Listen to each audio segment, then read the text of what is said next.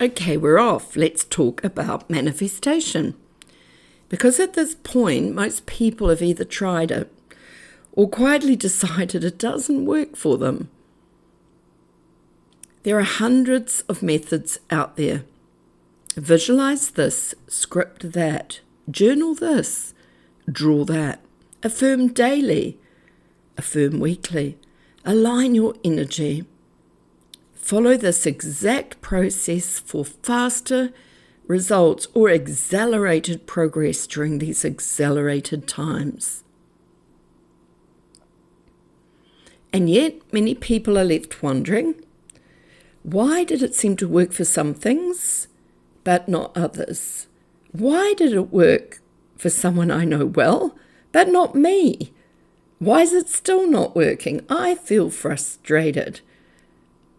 Or why did it feel like something was missing, but you couldn't really put your finger on it? That's what I want to explore today. Gently, honestly, without throwing anything out.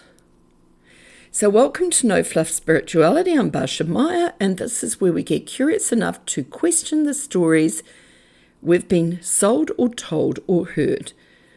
Gently, honestly, and without throwing the baby out with the spiritual bathwater. And first, let me say this clearly to everyone. The manifestation movement, including amazing productions like The Secret and many other concepts over time, have played an important role.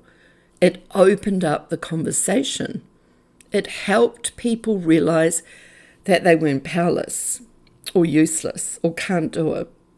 It introduced the idea that consciousness and intention matter. And for many, it was truly and genuinely helpful. So this episode isn't about saying it was wrong, naive, misguided, the way perhaps you've been going about manifesting or manifestation or tried it or have given up. It's about recognizing that seed that was planted and that empowering time or phase, it was the beginning, not necessarily the whole picture. Because as we mature and evolve over time, both individually and collectively, our understanding naturally evolves alongside with it. And really the question I want to pose, not to answer conclusively, but just to sit with. And these are reflection questions for us all. Is manifestation actually the right word for what we're doing now? Or was it a term that suited a particular moment or phase in time? Because the word itself implies something quite specific. You can tell I love languaging. It's like the word manifestation is that we project intention outward and pull something towards us. That seems to be the way many have looked at manifesting or manifestation. And for some things, that framing makes sense. Yet, life is more complex than a wish list, right? Many people did exactly what they were taught.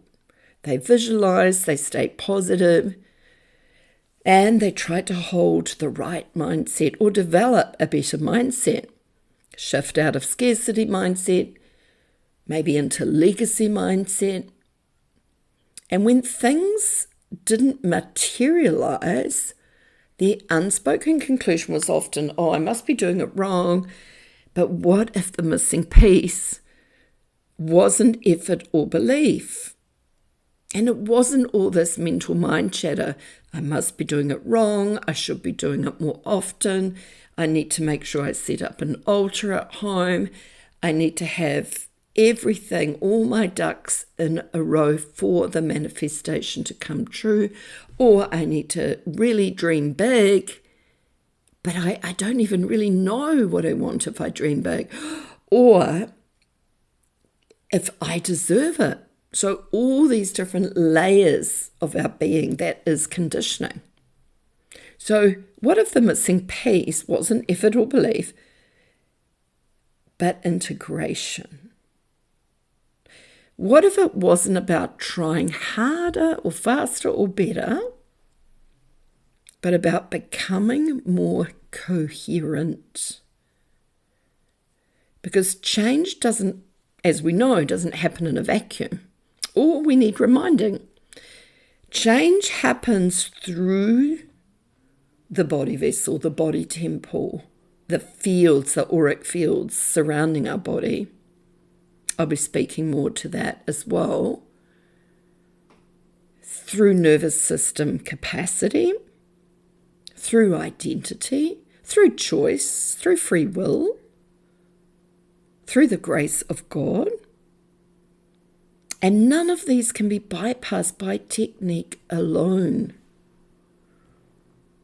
That's really the point. None of those and more can be bypassed by technique alone. So in the new era, like we have shifted, and we are shifting around 2027, a lot of us are already feeling it now, or for a few years, that 400 years cycle of the era of planning has come into this new era called the new era. And I'll be speaking more to that in future episodes to demystify that. So many people in this approaching sense of energetic new era phase, they're quietly shifting away from the idea of manifesting in inverted commas and moving towards something more grounded that has alignment, stability, embodiment, congruence, not forcing reality to comply, but becoming clear enough that the right actions, the right voice, the right form of relationships and decisions then can naturally emerge as an energy, as a movement. This doesn't diminish intentional prayer. It actually deepens them. I hope that makes sense. Just feel this sharing and let it drop in over time. Or listen to the episode again. It moves the focus from getting to becoming. And that's a very different orientation. Can you feel that? So perhaps the question isn't, how do I manifest faster? But rather, what am I available for? ? What am I aligned with? ? What am I living from, habitually, not occasionally? ? Because what we consistently embody tends to shape what unfolds. Because what we consistently embody tends to shape what unfolds, quietly, incrementally, honestly. And what comes to mind right now is nature. Nature unfolds quietly, incrementally, honestly. This is a big conversation, and we'll return to it in future episodes. Thanks for staying with me. But for now, I'll invite you to simply notice, where are you trying to make something happen, and where might life be asking you to stabilize instead? No judgment, no fixing, just awareness, simply presence. This is No Fluff Spirituality, business life and spirit for the new era, grounded, clear and real. I'm Bascha Meier, and this conversation is far from finished, and I am going to revisit it in future episodes. But if you're joining me for these first opening conversations, there's one more waiting for you.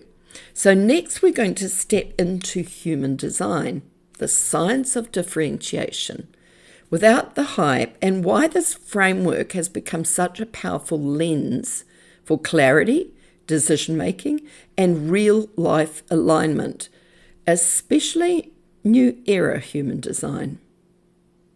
And one last note, as part of these opening launch conversations, I wanted to keep each episode practical, grounded, and easy to digest, while still opening bigger conversations that we'll continue exploring together. Join me in my next episode.